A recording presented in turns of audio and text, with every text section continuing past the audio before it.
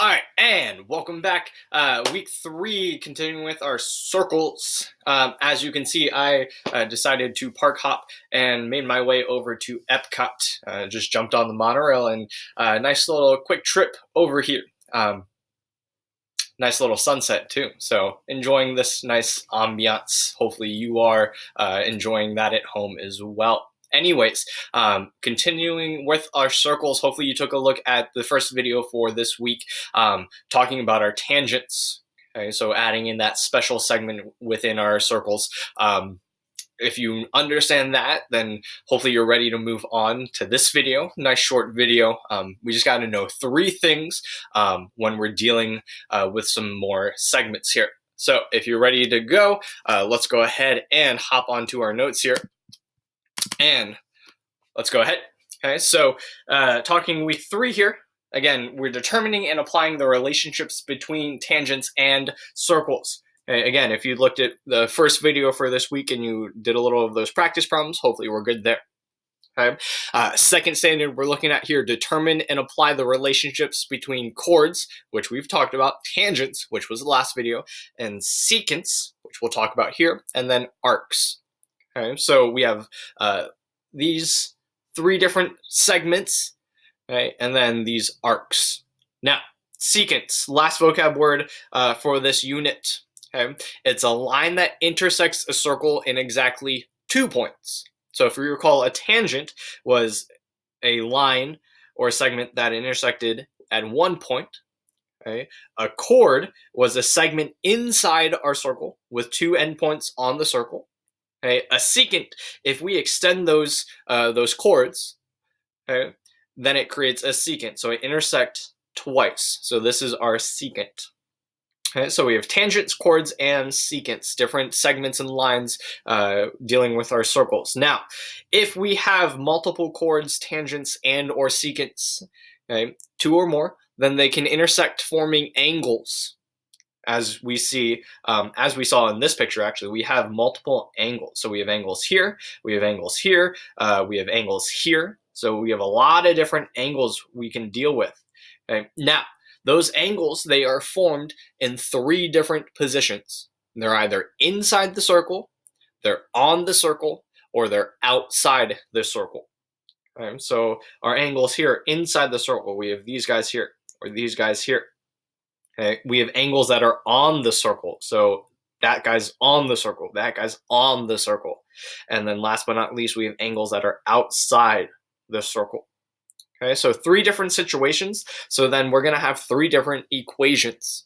So our first one here, angles inside the circle. If 2 secants or chords intersect in the interior of a circle, then the measure of each angle formed is 1/2 the sum of the measures of the intercepted arcs. Okay, lots of words. Let's just break that down looking at this guy. Okay, so I have this circle. I have 2 chords in this case. Well, I can make them into secants if I extended them into lines. But we have these angles on the inside. Now, if I have 2 lines, recall that they make 4 different angles. Okay, in this case, we're dealing with this angle here, which we're calling x. Now, if you go all the way back to the beginning of the year, this angle x is congruent to this angle over here. Why is that the case? Well, that's because they are vertical angles. Okay, so we know that those angles are congruent to each other. So if we solve for one, we solve for the other. So in this case, we just talk about x and x. Okay. Now the arcs that they correspond with, if you look at angle x here, that angle, it's intercepting arc AB. Okay, and then if you look at this angle over here, that's intercepting arc DC. So when we talk about in this definition, 1/2 the sum of the measures of the intercepted arcs, those are the arcs we're dealing with.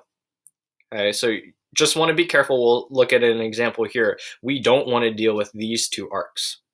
Okay, so just keep that in mind. Now, just to simplify here, so x is equal to, if I take the measure of AB plus the measure of CD, and then divide by 2. The sum and then cut it in half. Okay, so let's take a look at this example. So if I want to find x here, okay, recall those are congruent, so I can find either one.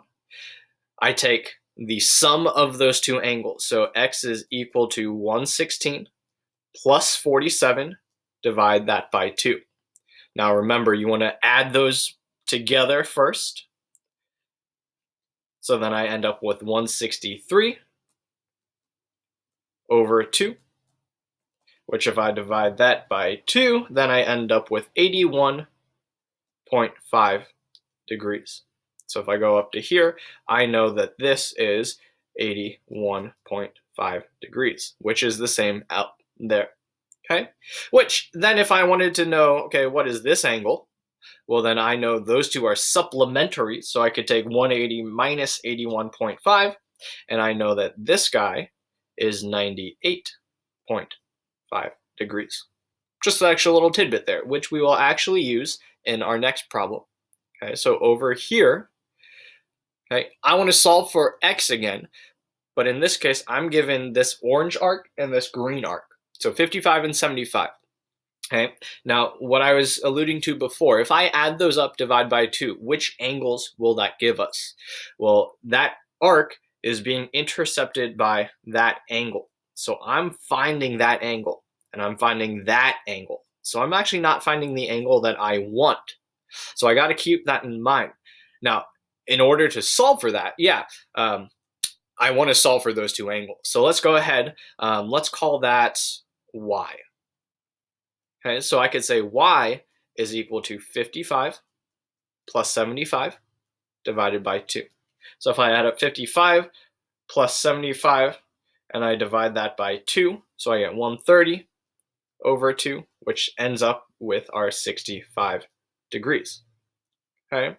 Now, as I alluded to before, if I know those angles, okay, well then x, I could just take 180 minus 65. Right? So I take 180 minus 65, and I end up with 115 degrees. So this guy is 115. Okay? So just keep that in mind. It's not always just plug and chug. You have to think about which angles in arcs are you dealing with. Okay? So that is if the angles are on the inside. Second scenario, what if the angle's on the circle? Well, we've actually dealt with this before. Okay, but let's read this. So it says, if two secants, tangents, and or chords intersect at a point on the circle, then the measure of the angle formed is half the measure of its intercepted arc. Okay, well, where have we seen this before? If I look at the circle, ignore what's drawn there already. If I have, let's change colors here to purple. Okay, if I have two chords here, and I have this angle there. What do we call that? That's our inscribed angle. If you recall from last week, our inscribed angle, if I have the measure of this arc, let's call that 60 degrees, well then I know that this angle is half that measure of the arc, so it's 30 degrees. Okay, so we've dealt with this. Now we're just looking, well, I can have secants, tangents instead of just chords. Okay, so I have this red angle, okay, but it's still the same scenario. So I have this arc, AB, okay, that's the arc that's being eaten by this angle. All I do is I take that measure, I cut it in half, hence this equation, measure of AB divided by 2. Okay, so knowing that, let's go ahead and look at a couple examples here. Okay, so I have this angle, the angle is on the circle, and I want to find the measure of arc JLK. So that is JLK. Okay, well, that's the intercepted arc of this angle. So if you recall, that angle is half the measure of that arc. So all I have to do is take 2 times 1/16. So if I multiply those out, I end up with 232 degrees. Okay. All right, now, going off of the same picture, let's say I wanted just the measure of arc. Let's change this color to orange. JK. Okay, how could I do that? Couple ways. Well, I just solved for JLK, so I know 232. I could subtract that from 360. Or I know, okay, if this angle is 116, I could subtract that from 180, and I know 64 degrees here. Okay, and then to get this angle, I double that, so I multiply by 2, and I end up with 128 degrees. Okay. Add that to 232, and they should add up to our 360, which they do. Beautiful. All right, and knowing that, let's go ahead and look at this guy. Okay, so I want to find the measure of angle D here. So that's this angle. All right, couple ways I could do this. Again, I could think about, well, if I extend here, I have this angle that's on the circle. I could take 232, cut it in half. Boom, there's my answer there. Okay, and then I could subtract from 180. Or let's go ahead and think about if 232 is that whole thing. Okay, what are we left with? Well, I'm left with 128. Okay, and I cut that in half. So I do 128 divided by 2, which gives me 64. Okay, so I'm actually looking at the same exact picture, just oriented a little differently. Okay, and we're looking for different parts. Wonderful. Okay. All right.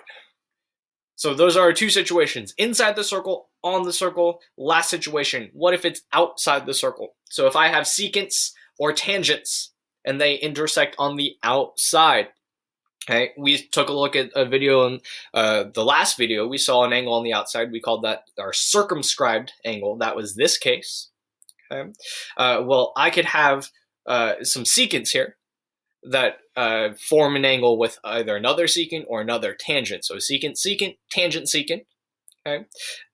All of these cases, though, dealing with these angles are the same. So it says if two secants or tangents intersect in the exterior of a circle, then the measure of each angle formed is 1/2 the difference. Okay, think about that word difference of the measures of the intercepted arcs.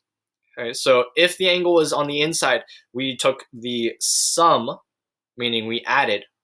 If the angle's on the outside, we take the difference, which means we subtract. So all we're doing here is we're taking the big arc minus the small arc and then dividing by 2. Now, in each of these cases, if you just think about how these are drawn, you're always going to have a big arc and a small arc. Okay? So in this case, we have big arc minus small arc. Divide that by 2. Okay. Same thing over here. If I have a tangent secant, I take the big arc minus the small arc. Divide that by 2. Okay. And I could do the same thing over here as well. I take the big arc minus the small arc, and I could divide that by 2. Okay. So it's as simple as that. I just plug in those numbers. Now, if I have that tangent idea, there's multiple ways I could go about to solve this. Okay, and I think about the last video depending on what we're trying to find. Okay, but we can mention that in a second here. Okay. All right, so let's take a look at 3 examples. Okay, with our angle on the outside. So in this first one, I have 2 arcs. I'm looking for the measure of that angle. So recall, I take big arc minus small arc divided by 2. So it's as simple as this. I take x is equal to 125 minus 45. Divide that by 2. So I take 125 minus 45, gives me 80. Divided by 2 gives me 40 degrees. Boom. Okay. This example here. Okay, again, big arc minus small arc. Now you want to be careful. Okay, which is the big arc, which is the small arc? Well, the big arc is the arc that it's still eating, which we don't currently have. But I do have 144. I do have 60. Okay, so I take those. I subtract from 360. And I end up with 156. Okay, because we know they have to add up to 360. Okay, so now that I have that arc, I could say x is equal to 156 minus, almost wrote a plus, sorry, 60. Divide that by 2. So if I take 156 minus 60, that gives me 96. Divide that by 2, I end up with 48 degrees. Okay, so there's your two answers there. All right, and last situation. Okay, in this case, I'm actually looking for the small arc. Okay, so in sort of working backwards, but I'm just going to plug in what I know. So remember, we have angle is equal to big arc minus the small arc divided by 2. Okay, sometimes it's not as straightforward as just plug in the arcs, solve for the angle. In this case, I'm solving for an arc. Okay, but I'm just using my algebra skills. If I want to solve for x, I need to get rid of this 2, so I multiply each side by 2. Those go away. I end up with 50 equals 83 minus x. Okay. In this case, I'm going to add x to both sides just to get a positive x. So 50 plus x is equal to 83. And then I just need to subtract 50. So x is equal to 33 degrees. Good. Okay. All right, so 3 different situations there, but using the same equation, big minus small divided by 2. All right, so it's as simple as that. Okay, so to sum it up, we have 3 different situations. Remember, inside, on, or outside. If it's inside, then I add, divide by 2. If it's on, I just take the arc divided by 2. And if it's outside, I take big minus small divided by 2. So this last slide here, I think, is going to be helpful to have up while you're working through some examples or your quick check or your assessment. Okay. All right, so that being said, again, if you're watching this and you're confused by anything, please reach out. Make sure you're attending our office hours. Sometimes Mr. Sutherland and I are just sitting there waiting for somebody to hop on. Okay. We like when somebody gets on and we can talk through some stuff with them, or just talk. We miss you. We miss seeing your faces every day. So we love it when somebody new hops on. Okay. That being said, let's try to make it a goal just to reach out to all of your teachers at some point, somehow. So whether that be jumping on a Google Meet, a Schoology conference, or just sending a quick little email. And we miss just hearing from you, seeing you guys. So we love when we just get a quick little note. Even if you're just like, hey, I'm confused on this, I need some help. We're like, hey, we miss you. Let's do it. Okay. So make that a goal with all your teachers, not just us. Reach out to your English teacher, your science teacher. Okay. That being said, good luck with this stuff. Again, we're here for you. Let us know. So make sure you're working through some practice, do your quick checks, and then work through that assessment. All right. Have a great week. Enjoy the weather. It's getting a little warmer outside, so get outside, run around, do some stuff outside. Okay? We'll see you when we see you.